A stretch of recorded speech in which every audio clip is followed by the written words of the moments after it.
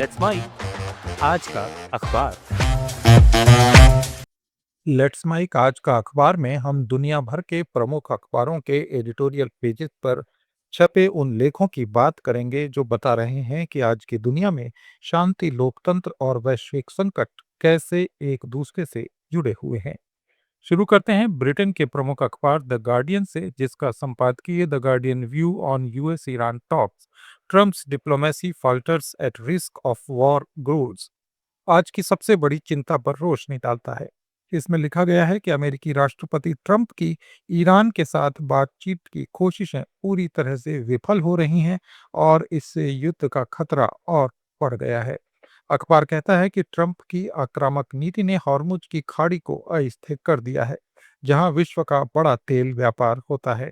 इससे न सिर्फ ईरान बल्कि पूरे मिडिल ईस्ट और दुनिया की अर्थव्यवस्था पर असर पड़ रहा है। गार्डियन ने अपने संपादकीय में साफ चेतावनी दी है कि अगर जल्दी कोई समझौता नहीं हुआ तो ये सिर्फ दो देशों का मुद्दा नहीं रहेगा, बल्कि वैश्विक संकट बन जाएगा। अखबार का मानना है कि ट्रंप की डिप्लोमेसी में धैर्य की कमी है, जिससे सबका नुकसान हो रहा है।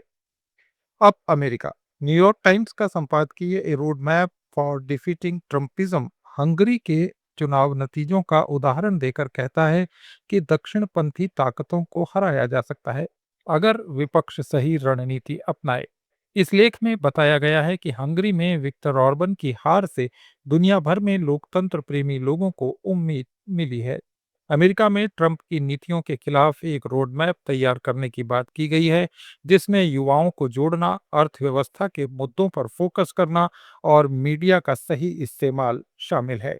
अखबार का कहना है कि ट्रम्पिज्म यानी ट्रम्पवाद सिर्फ अमेरिका की समस्या नहीं है, बल्कि ये एक वैश्विक समस्या है और इसे हराने के लिए ठोस योजना जरूरी है। न्यूयॉर्क टाइम्स का दूसरा गेस्ट ऐसे it's too much to ask to care about Sudan Sudan में चल रहे युद्ध पर दुनिया की उदासीनता पर सवाल उठाता है। ये एडिटोरियल कहता है कि सूडान में लाखों लोग मर रहे हैं, लाखों बेघर हो चुके हैं, लेकिन विश्व के मीडिया और सरकारें इस पर ध्यान नहीं दे रही हैं। अखबार का कहना है कि क्या इतना बड़ा मानवीय संकट भी हमें छू नहीं सकता। इसमें ईरान ट्रंप विवाद के बीच सूडान जैसे मुद्दों को नजरअंदाज करने की आलोचना की गई है और कहा गया है कि शांति सिर्फ एक जगह की नहीं होती। अमेरिका के दूसरे बड़े अखबार वॉशिंगटन पोस्ट का संपादकीय America's income tax is progressive अमेरिकी टैक्स सिस्टम की सराहना करता है। अखबार का कहना है कि ये मध्यम वर्ग की मदद करता है। इस लेख में ट्रंप प्रशासन की कुछ नीतियों की आलोचना करते हुए लिखा गया है कि प्रगतिशील टैक्स सिस्टम को कमजोर नहीं किया जाना चाहिए, क्योंकि इससे अमीर गरीब की खाई बढ़ सकती है। वॉशिंगटन पोस्ट का मानना है कि आर्थिक न्याय के लिए ये जरूरी है। अब बात मिडिल ईस्ट की। अल जजीरा का एक लेख है Iran remains on obstacle to the greater Israel project. इसमें साफ कहा गया है कि ईरान इजराइल के बड़े सपने में रुकावट बना हुआ है। इस लेख में विस्तार से बताया गया है कि अमेरिका और इजराइल की मिलीजुली कोशिशें ईरान को कमजोर करने में नाकाम रही हैं और इससे क्षेत्रीय संतुलन बिगड़ रहा है। अल जजीरा का मत है कि ईरान की मजबूती ने पूरे मध्य पूर्व को नया आकार दिया है और अब हॉर्मुज पर नियंत्रण का सवाल सबसे बड़ा है। बीबीसी ने अपने कार्यक्रम द कॉन्टेक्स्ट में आज के अंतर्राष्ट्रीय मुद्दों पर चर्चा की है, जहां पैनलिस्ट ट्रंप, ईरान युद्ध विराम की दरारों और हंगरी के चुनाव पर बात करते हैं। इसमें कहा गया है कि अमेरिका की नीतियां अब पहले जितनी भरोसेमंद नहीं लगती और दुनिया के कई देश इससे चिंतित हैं। जापान के सबसे बड़े और ज्यादा पढ़े जाने वाले अखबार असाही शिंबुन का संपादकीय danger posed by Futenma is remain and not to be forgotten Japan के पुटेनमा सैन्य अड्डे की सुरक्षा चिंता पर जोर देता है। इसमें लिखा है कि अमेरिकी सैन्य उपस्थिति अभी भी खतरा बनी हुई है और जापान की सरकार को जनता की सुरक्षा पर ध्यान देना चाहिए। अखबार कहता है कि भूलना आसान है, लेकिन खतरा अभी भी मौजूद है। पाकिस्तान के प्रमुख अंग्रेजी अखबार डॉन का editorial blow hot blow cold Pakistan के नजरिए से अमेरिका ईरान तनाव पर बात करता है। इसमें कहा गया है कि दोनों तरफ से धमकियां और गर्मा गर्मी बढ़ रही है, जिससे शांति की कोशिशें मुश्किल हो रही हैं। डॉन पाकिस्तान को सलाह देता है कि वो क्षेत्रीय स्थिरता के लिए अपनी भूमिका निभाए। डॉन का दूसरा एडिटोरियल व्हीट वरीज पाकिस्तान के छोटे किसानों की चिंता पर है। इसमें गेहूं की फसल के समय बाजार की अनिश्चितता और सरकारी नीतियों की कमी को उजागर किया गया है। एडिटोरियल कहता है कि किसान हर साल इसी उलझन में फंस जाते हैं और सरकार को इसके लिए ठोस कदम उठाने चाहिए। चीन का सरकारी नजरिया पेश करने वाले अखबार पीपल्स डेली का संपादकीय a new chapter expected in building A China Vietnam community with A shared future चीन वियतनाम संबंधों को मजबूत बनाने की बात करता है। इसमें लिखा है कि दोनों देशों के बीच साझा भविष्य का सपना अब नई ऊंचाइयां छू रहा है और इससे क्षेत्रीय शांति को फायदा होगा। अखबार चीन की विदेश नीति की सराहना करता है। और अब बात बांग्लादेश के अंग्रेजी अखबार डेली स्टार की, जिसका लेख we can't afford silence in the face of growing mob violence Bangladesh में बढ़ती भीड़ की हिंसा पर चुप्पी की आलोचना करता है।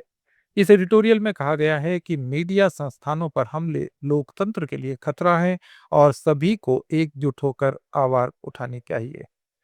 और अब भारत द हिंदू के संपादकीय पृष्ठ पर छपा लेख स्टॉप द ब्लॉकेट हॉर्मुज की खाड़ी पर नाकाबंदी की आलोचना करता है। इसमें संयुक्त राष्ट्र समुद्री कानून का हवाला देकर कहा गया है कि यह अंतर्राष्ट्रीय कानून का उल्लंघन है और इससे भारत जैसे देशों की अर्थव्यवस्था प्रभावित हो रही है।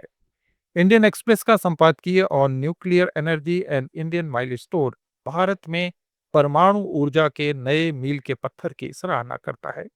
इसमें लिखा गया है कि यह कदम ऊर्जा सुरक्षा और पर्यावरण दोनों के लिए अच्छा है और सरकार को इस पर आगे बढ़ना चाहिए। दुनिया भर के इन प्रमुख अखबारों के संपादकीय पृष्ठों के लेखों से एक बात साफ झलकती है कि पूरा विश्व आज तो बड़े मुद्दों से जूझ रहा है। एक तरफ ट्रंप की विदेश नीति से पैदा हुआ मध्य पूर्व का संकट और दूसरी ओर लोकतंत्र और आर्थिक न्याय की लड़ाई। गार्डियन और न्यूयॉर्क टाइम्स जैसे अखबार ट्रंप की डिप्लोमेसी को असफल बता रहे हैं, जबकि अल जजीरा क्षेत्रीय शक्ति संतुलन पर फोकस कर रहा है। डॉन ने शांति की अपील की है और चीन का पीपल्स डेली पड़ोसियों के साथ संबंध मजबूत करने की बात कर रहा है। जापान का असाही शिंबुन पुरानी सुरक्षा चिंताओं को याद दिला रहा है। बांग्लादेश का डेली स्टार लोकतंत्र की रक्षा की मांग पर अड़ा हुआ है। ये लेख हमें याद दिलाते हैं कि आज की खबरें सिर्फ समाचार नहीं बल्कि वैश्विक संबंधों का आईना है। हमें इन पर गौर करना चाहिए क्योंकि इनका असर हमारी रोजमर्रा की जिंदगी पर पड़ता है। अगर आपको ये कार्यक्रम पसंद आया तो लाइक, शेयर और सब्सक्राइब जरूर करें।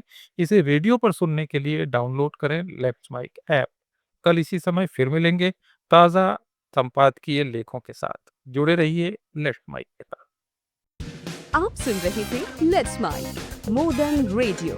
फॉलो कीजिए हमें हमारे सोशल मीडिया प्लेटफॉर्म्स पर। It's time for news. It's time for more than radio. Presenting the first radio news app, Let's Mike.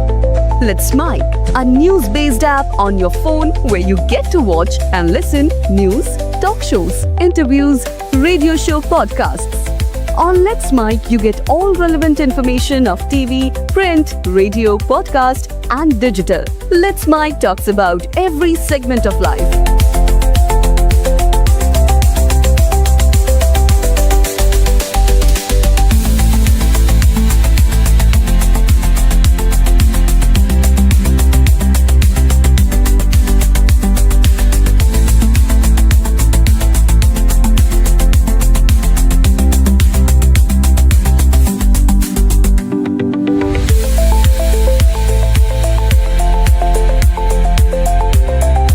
Download the app now from Play Store. Available both on Android and iOS mobile phones. Follow us on YouTube, Instagram, Twitter, LinkedIn, Facebook, Telegram, WhatsApp, Snapchat. Let's talk, let's connect, and let's Mike.